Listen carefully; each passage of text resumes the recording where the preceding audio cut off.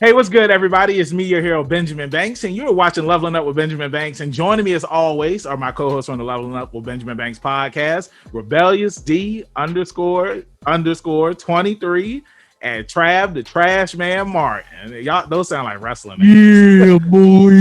How you guys doing today? Throwing up the X? No, no question. No X's around here. Hey. Well, y'all know what we're talking about, and it is Friday, and we are talking about a brand new episode or movie. It is a movie, a part 2 to a movie, and that is Fear Street 1978. So before we get into part 2 of Fear Street, make sure that you like this video, you subscribe to the channel, and you hit that bell button so that way you're always notified when we have new content here on Leveling Up with Benjamin Banks. Podcast in the description. That's right. All 4 things. Baby. Like, follow, subscribe. There you go, D. That's what I was waiting for before I moved on, man. And Let's get yo, it. You know, it was, guys, I'm gonna go ahead and say it. I know we usually give the rating at the end of the episode, but another 10. Oh yeah, another 10 no out of 10. Like this was, man. I was watching this earlier when I was at work, and I was on the phone with D, and I was just like, "Hey, man, it's like." Y'all, you gonna see that Supernatural reference? I thought Sam and Dean was gonna pull up when they was playing the game, The Colors of Red versus Blue. Mm-hmm. Oh, yeah. See, this is why I didn't give the first one a 10, because it leaves me no room to grow. This dude Banks already on the ceiling. He can't get up anymore. Oh, was that? Hey, well, you know that I gave myself some wiggle room. Nah, the pants are unbuckled when I sit down. Hey, part 3 gonna be an 11, 1666. Hey, but I actually feel like that might. I don't know. I'm curious to see what they do with that one.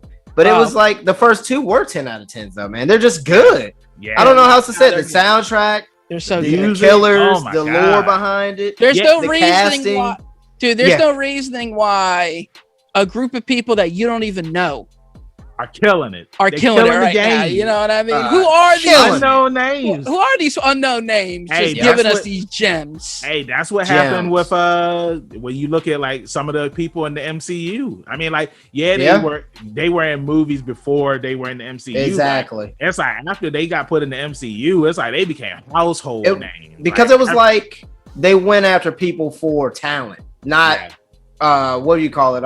Looks. Not looks, but popularity, I guess. They just went for the actual acting. Like, look at how they meshed together. You know what I'm saying? I get what you're saying. Who was the 2 biggest people they had were Robert Downey and, Sam Jackson. Yeah, when they first started out. Yeah. Who else was? Then, of course, you had Edward Norton, but that didn't, fall through. I mean, it fell through. So, but this, man, it's like episode 2, in my opinion, it was just as good as episode 1. But what I loved about episode 2 was that it was more gruesome than episode. Oh yeah, 1. Like, they turned it up to 11.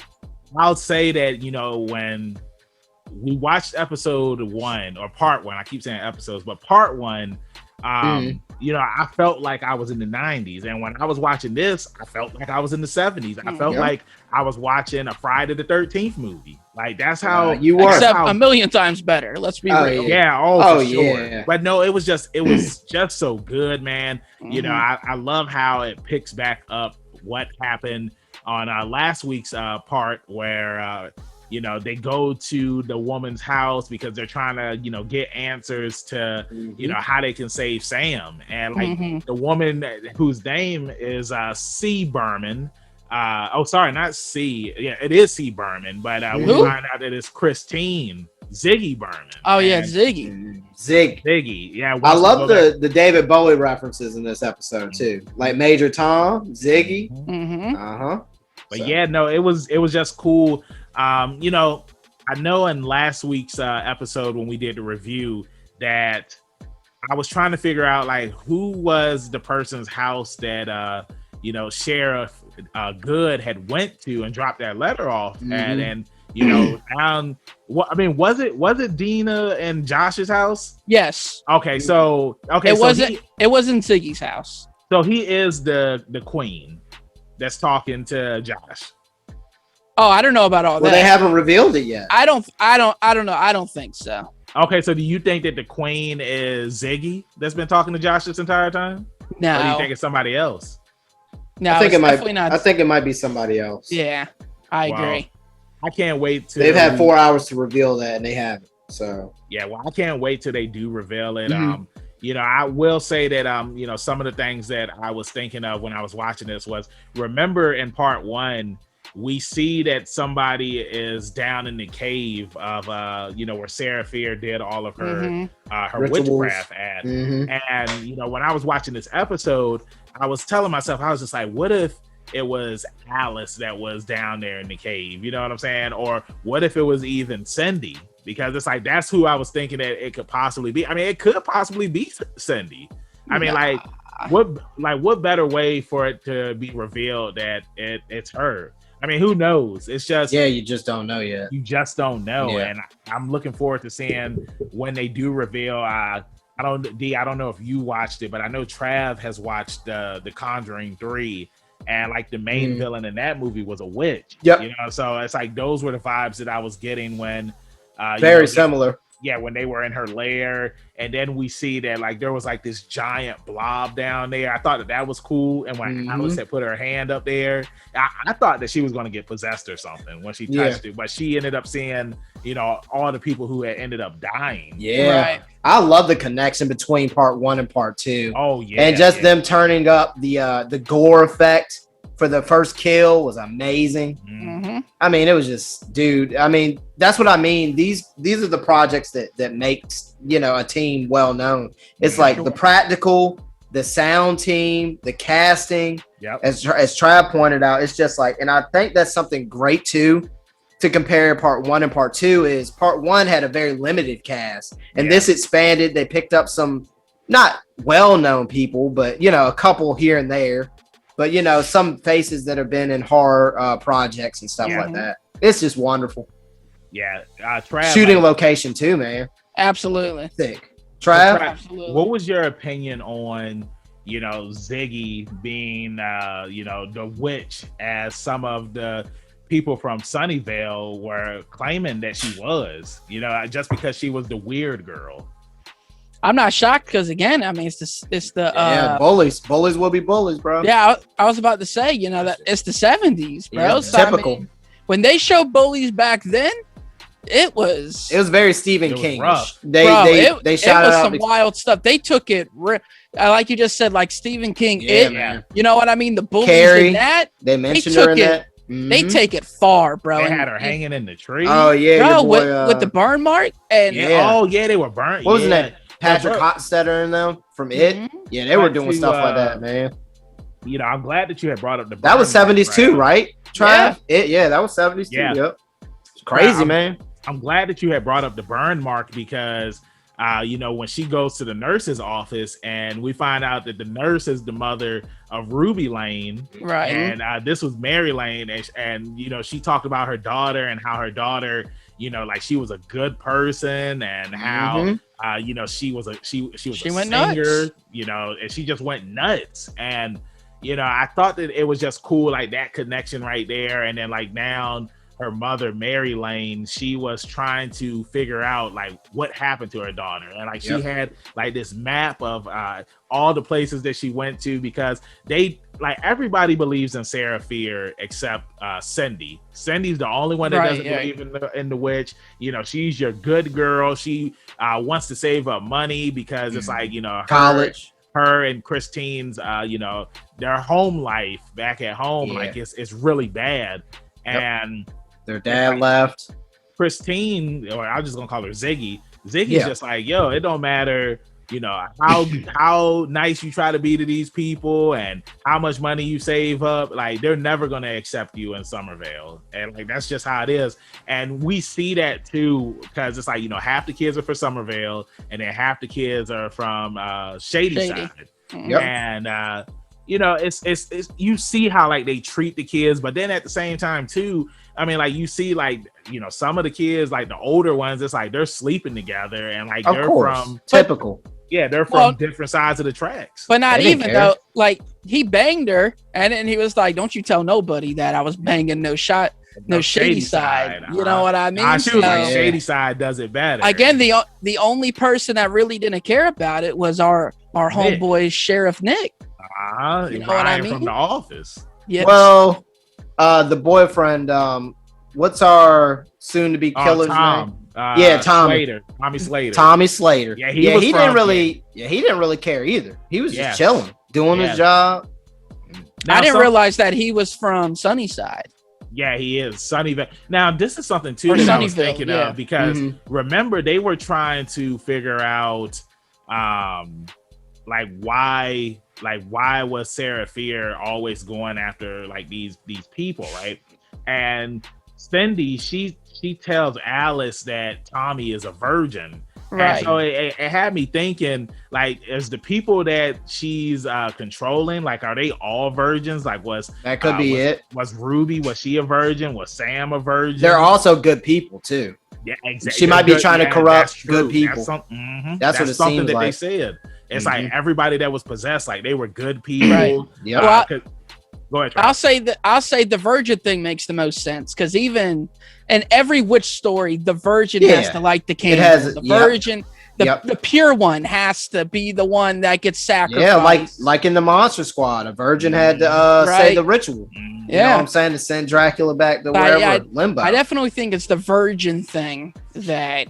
So but then again, on the flip side, in horror movies, if you having sex. That's it. That's it. Get to the kills. But you know what I'm saying? When Tommy was man, it's like because you saw Trav, he was there in the house with the girls, and he was trying to tell them, he was just like, hey, y'all just need to calm down. And your boy Tommy came in there and got him. Bro, that dude looks nothing like. First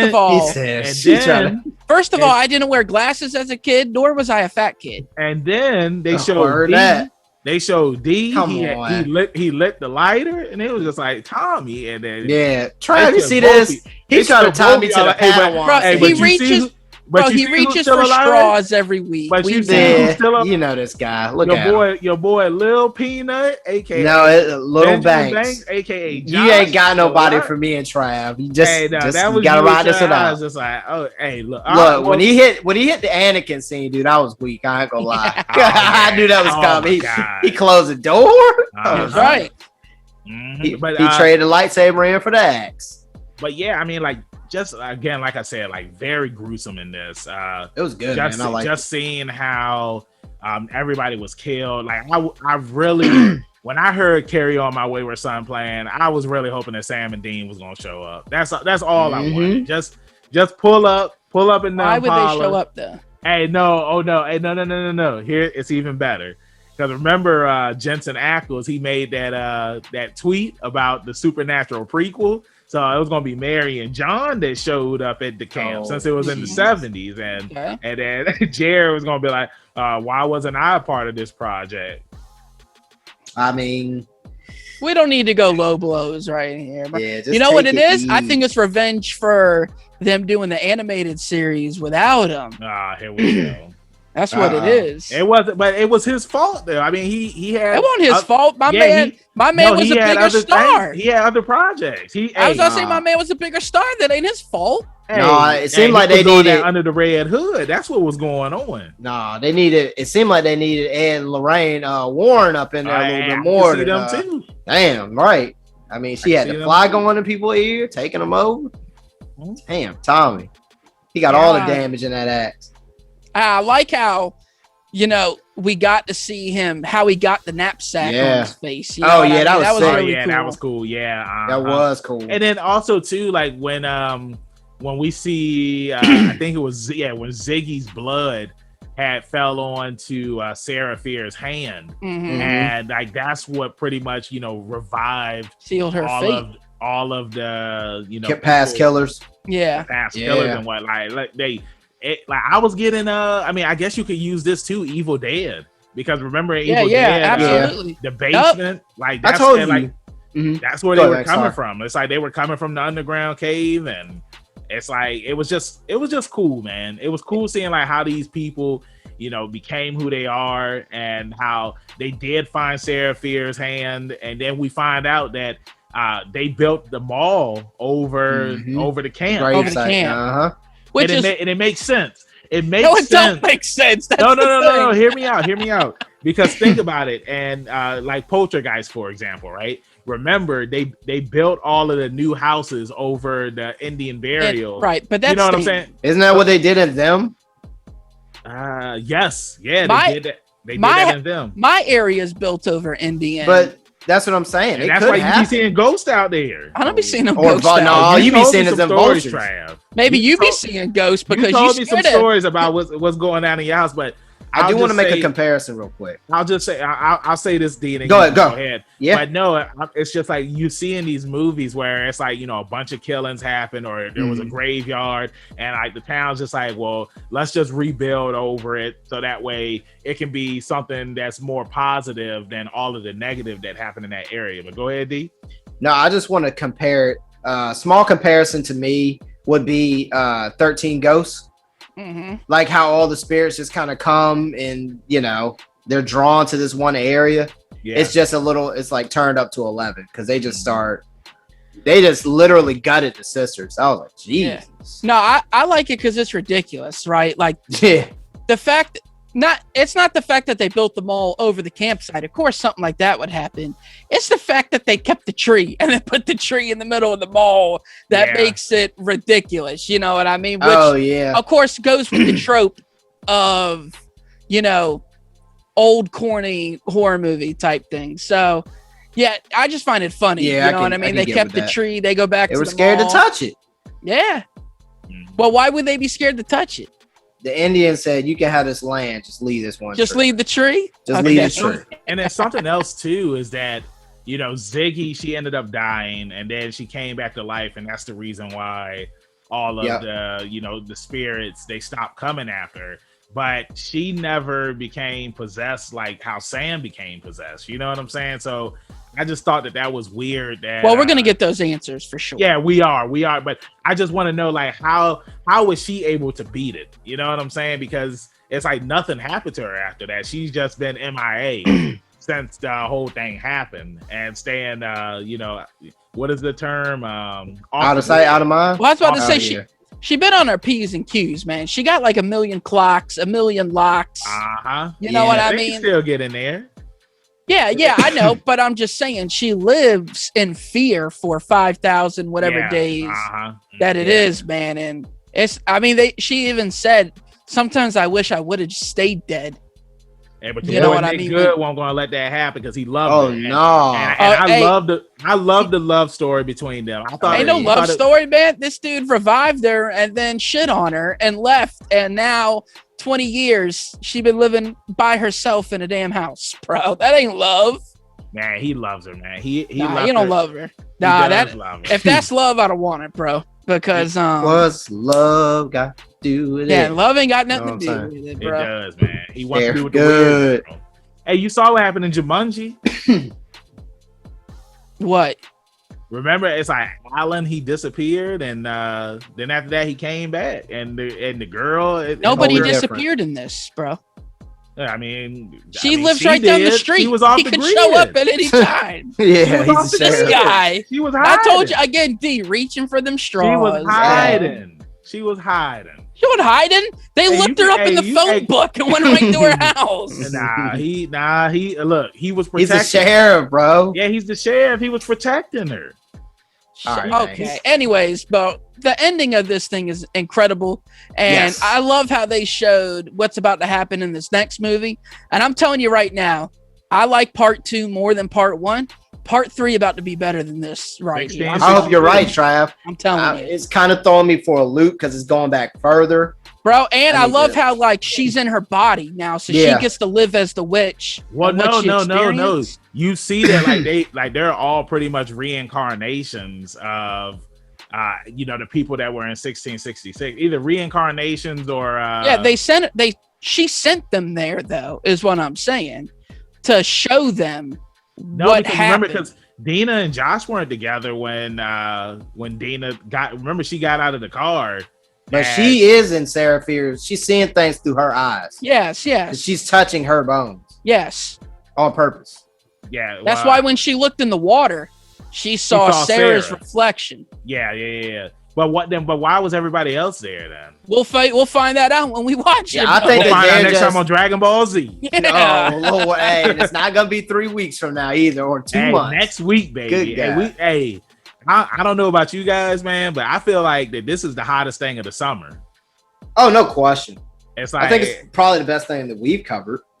Yeah, well, I haven't seen Fast and the Furious 9, and I haven't seen Black Widow. Trav said it's all about family. Okay, well, first off, the Fast franchises, every movie's a fire. I'm waiting for them to go to space, and they still haven't given it to me. And we got Space Jam. Well, you got to see this movie. They're going in space. We got Space Jam 2. We have Black Widow. Cruella came out this summer. So for me, I feel like Fear Street is the best thing that has come out this summer, in my opinion. I think Black Widow might be really good, but it's disqualified because it's supposed to come out 6 years ago. It was. And with that being said, I don't think that we need to, say what our final rating is. I did. We already did. Oh, yeah. That's right. Yeah, me and D already said. Trav, go ahead. That's right. Hey, I gave the first one an 8. I'm giving this one a 9. This guy. And then next week, he's going to give it a 10. That's why I left myself room. This guy. I don't need no room. I get to we go don't need no room over here. We don't need no room. Y'all need a lot of room. Hey, D, what your boy Doc Brown say and Back to the Future? In the future, we don't need roads, and we don't need no more room. We don't need roads where we're going, Marty. We definitely need roads because you saw what happened to Doc Brown. Hey, me and D. Hey, Trav, you can give it a 10 next week, but me and D, we going above and beyond. Taking it to 11. We taking it to the next level. It's like Trav, it's good luck mode next week, Hey, D, Trav gonna be sitting there on the sidelines. Me and you, we gonna be running side by side. Like your boy. All right, make no sense, bro. See this dude, hey, that's why you on the side with Manetta and them, and me and D, we running. We taking this to 11. Hey, D gonna do the pose in the sky. Give it. We've been waiting a long time to use this. But hey, y'all, let us know in the comments what you thought about this week's episode of Fear Street Part 2, 1978. And let us know if you liked it or you hated it. Do you give it a 10 or do you give it a lower rating than a 10? Or you sticking with Trav and just doing the 8, 9, and 10? Let us know in the comments. D, let them know where they can find you at in social media land. That's gonna be rebellious_D23 at Instagram.com. Trav? That's right. And of course, you can find me on Instagram as well at ZK Audio, and follow me on the Twitter at TRAVIOSZK. And of course, man, where they gonna find Mr. Mortal Kombat over here? Man, bro, I'm just trying to help everybody out, man. I'm still mad that you don't help nobody, bro. Hey, I'm still mad we lost my girl Kate because I was happy for my boy Josh. It's like he broke the ice. It was bad. It was bad, man. It was real bad. It was good though. It was bad, but it was good. I loved it. Man, Josh hopefully in 1666 or 16. Yeah, I said it right. Oh, hang on, before we wrap it up, did anybody get the vibes from Cabin Fever? The dude the cop that kept showing up with the little mustache. He reminded me of the cop from Cabin Fever. I'm sorry. Y'all remember the cop from that? No, I do. I know what you're talking about, he but looks just like that. I don't get no Cabin Fever vibes. No, not Cabin Fever, but the cop from Cabin Fever. He looked just like him. I was thinking about Dewey from Scary. Honestly, I was about to say, honestly, he seems like your typical y'all need to go cop watch. from every horror movie back in the day, to be honest with you. Yeah, that's what I was thinking of too. But I mean, I'm just hoping that that after everything wraps up, I see y'all ain't running side by side no more though. Look at Trav trying to take shots. Look at everybody who died. I want Kate back. I want Simon back. Simon was my guy, man. Hey, I need him back, man. Good guy. Damn you, Tommy. Bro, hey, I need the portal to open up, and I need Kate and Simon walking out like they were doing in Avengers Endgame. Wait, you want more? You want more? Oh, snap. But you can find me, your hero, Benjamin Banks, at KingBenji_Banks on Twitter and Instagram. You can find me on Facebook at Benjamin Banks. I should be the first person to pop up. If not, then I need to contact Mr. Zuckerberg. Pop in the comments. Let's talk about this week's part 2 of 1978 of Fear Street. Like I always say, keep that pinky up, stay positive. We'll see you next time on Leveling Up with Benjamin Banks. Peace. Thank you for watching a brand new episode of Leveling Up with Benjamin Banks. Make sure that you hit that like button and you subscribe to our channel. Hit the bell button so that way you're always notified when we have new content on our channel. Make sure you check out our podcast where we release new episodes every Tuesday, and the video of that episode is uploaded on Friday. And you can find new episodes of our podcast on all podcast platforms. Make sure you follow all the Leveling Up with Benjamin Banks social media accounts at Leveling Up Banks on Facebook, Twitter, and Instagram. Also, we have a Patreon. If you're feeling generous and would love to donate to us, it's at Leveling Up Banks. And huge shout out to our patrons. We really appreciate you and thank you for the support. We'll see you next time on Leveling Up with Benjamin Banks.